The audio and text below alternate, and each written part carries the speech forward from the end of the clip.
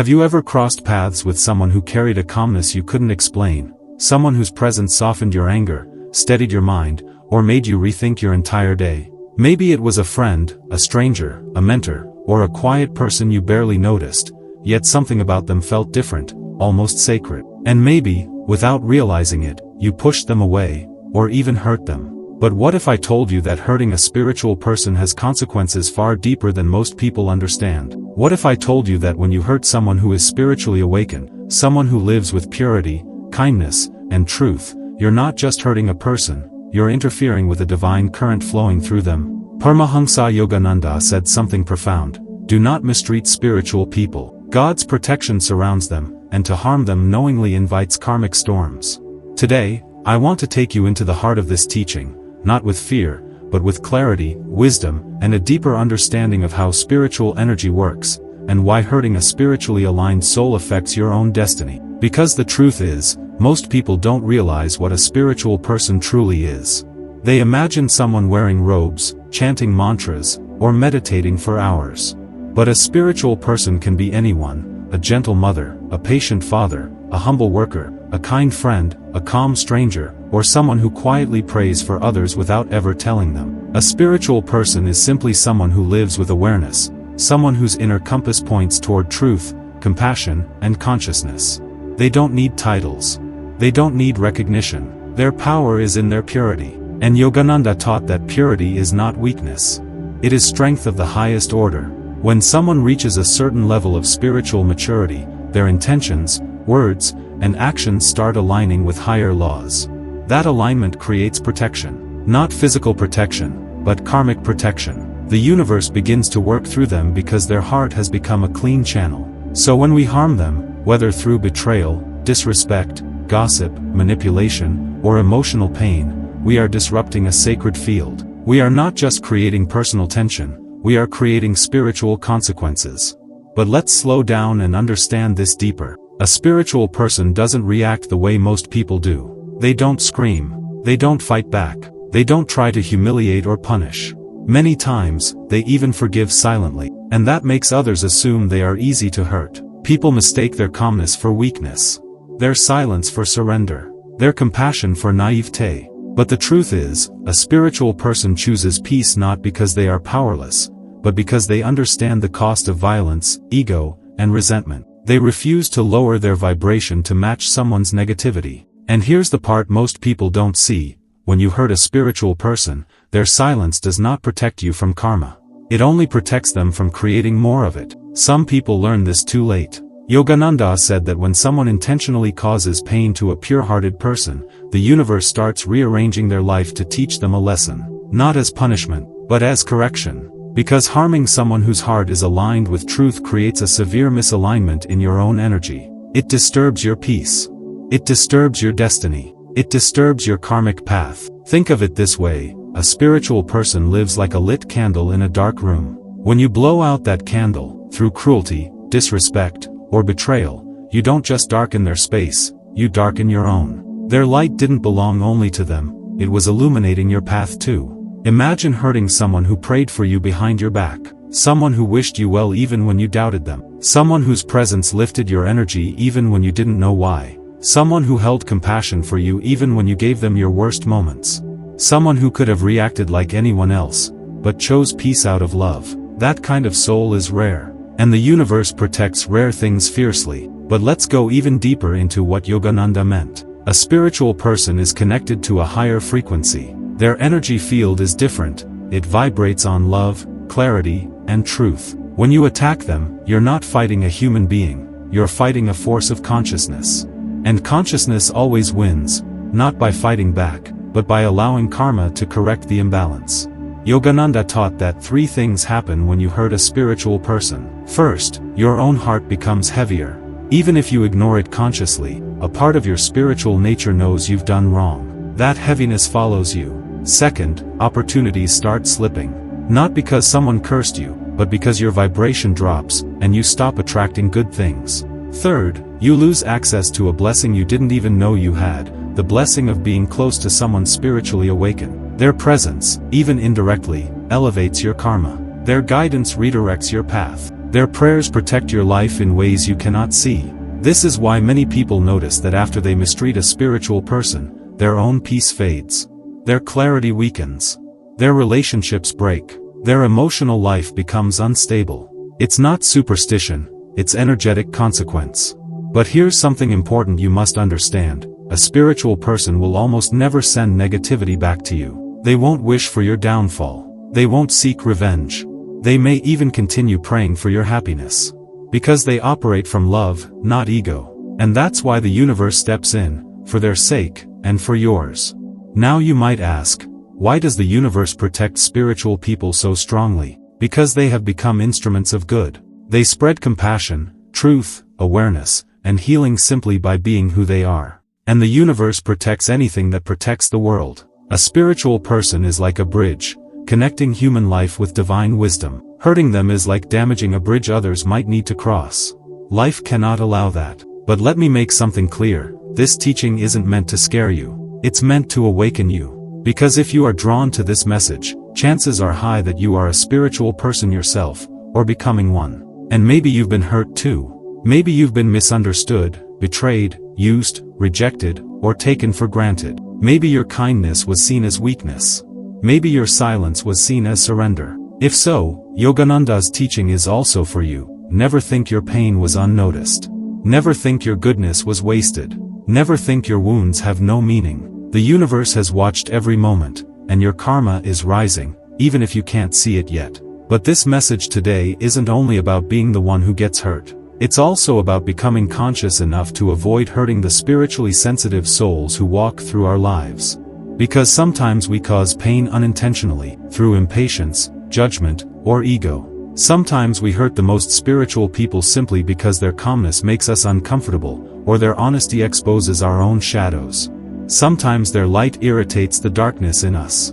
That's why self-awareness matters. That's why humility matters. That's why emotional responsibility matters. Because Yogananda said that the people closest to you, your friends, your partners, your children, your mentors, are often the souls connected to your karma. Some are meant to teach you. Some are meant to heal you. Some are meant to challenge you. And some are meant to elevate you. Hurting a spiritual soul who has entered your life is like closing the door to your own evolution. So as we move deeper into Yogananda's wisdom, I want to take you into the heart of this teaching, not as a warning, but as transformation. Because when you understand who spiritual people truly are, your entire way of relating to others changes. You become more conscious, more compassionate, more careful with your words, more aware of karmic energy. You start to see people not through ego, but through the soul. You start to see people not through ego, but through the soul. And that shift is where your life truly begins to transform. Because when you start recognizing spiritual people for who they are, carriers of higher vibration, your entire way of interacting with the world becomes intentional. Yogananda taught that every spiritually awakened person carries a certain magnetism, not physical charm, not social status, but a magnetism of purity. Their mind, their heart, and their actions are aligned with higher truth, and that alignment radiates like an aura around them. Even if you don't understand it intellectually, your soul feels it. You feel safer near them. You feel calmer. You feel seen, even if you barely talk. Their presence activates something inside you, your higher self. And this is exactly why the universe protects them so powerfully. When you hurt a spiritual person, you're not just hurting an individual, you're interfering with a soul who is raising the vibration of everyone around them. They might be quietly healing people through their listening, guiding others through their kindness, or stabilizing energy simply by existing the way they do. Yogananda said that even one awakened soul can lift thousands. And that's why hurting such a person carries such deep karmic consequence.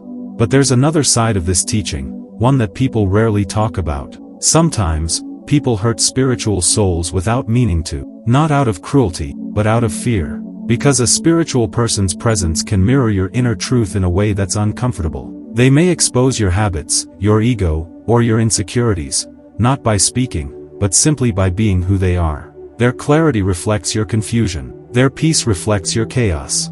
Their truth reflects the lies you tell yourself. And instead of growing, some people react by attacking or pushing them away. This is why Yogananda taught that harming a spiritual person is often a sign that someone is resisting their own evolution. But if you are listening to this message today, it means you are not one of those people. It means you are evolving, you are awakening, you are becoming aware of your energy, your actions, and your impact. And that awareness is what separates the conscious from the unconscious. Now let's look at something profound. Yogananda said, "A spiritual person does not need revenge. Their karma is their shield." Think about the beauty of that. A spiritually awakened soul doesn't fight for justice, doesn't argue for validation, and doesn't beg anyone to see their worth. Their life is protected by divine flow. When someone hurts them, life steps in. When someone betrays them, life removes that person. When someone mocks them, life humbles that person. When someone tries to dim their light, life blinds them with truth. And why? Because spiritual people have surrendered their ego to a higher force. They live in alignment, so the universe maintains that alignment for them. But here's something even more powerful. Yogananda said that hurting a spiritual person doesn't only create karma, it removes blessings from your life that were meant to come through them. Many times, a spiritual person enters your life as a guide, a protector, a teacher, a healer, even if they never use those words. Their presence itself is guidance. Their influence itself is healing. But when you wound them, you block the very blessings that were flowing toward you. This is why some people notice that once they push away a spiritually aligned soul, their own emotional and spiritual life becomes unstable. They can't find peace easily. They can't find direction easily. They feel disconnected. It's not punishment. It's the absence of the light they rejected. But let's switch perspectives for a moment. Maybe you are that spiritual person. Maybe you are the calm one, the forgiving one, the one who never fights back, the one who absorbs pain instead of returning it, the one who still wishes well for people who hurt you. If that's you, listen closely. Your spiritual nature is not weakness. Your kindness is not foolishness. Your silence is not surrender. Your compassion is not a flaw. Your purity is not a vulnerability. You are protected more than you know. The people who wronged you may never apologize. They may never understand what they did. They may never see the depth of your heart. But the universe saw everything. And your karma is unfolding in your favor. Yogananda said that the more spiritual you become, the more life removes people who cannot match your vibration. Not because they are bad, but because they are not ready for your light. Their ego cannot stand your clarity. Their wounds cannot stand your purity. Their shadows cannot stand your presence. So life creates distance. Life closes doors. Life redirects you. Life protects you. And if you've ever wondered why someone suddenly left your life, why a connection ended abruptly, or why certain people turned against you, maybe it wasn't rejection. Maybe it was protection. Because a spiritual soul cannot stay in environments that dim their growth. Now, let's answer the deepest question. Why must we never hurt a spiritual person? Yogananda's answer is simple. Because spiritual people carry God's work through their lives, even without trying. They heal through love. They teach through example. They guide through presence. They uplift through energy. They forgive through understanding. They transform through humility. Hurting such a soul is like breaking a divine instrument. The universe doesn't punish, but it does restore balance. And the beautiful part is, once you understand this teaching, you become more mindful in everything you do. You start treating people with more care, especially those who live with gentleness.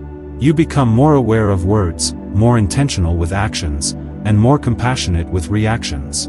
That is what spiritual maturity looks like. And now, as this message comes to its final moment, I want to leave you with a truth that Yogananda repeated throughout his life. Bless those who hurt you. Love those who misunderstand you. And protect the spiritual flame within you. Because the world needs more awakened souls. The world needs more clarity, more compassion, more consciousness.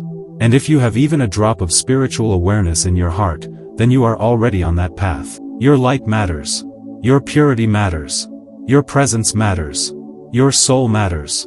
And the universe will always protect you. Thank you for listening with an open heart. If this message touched your spirit, stay connected, because the journey of awakening is just beginning. Remember this: protect your inner light, honor the spiritual people who walk into your life, and trust that your soul is always guided. For deeper insights inspired by Paramhansa Yogananda, watch our next videos and continue your journey toward higher consciousness. Your awakening starts now.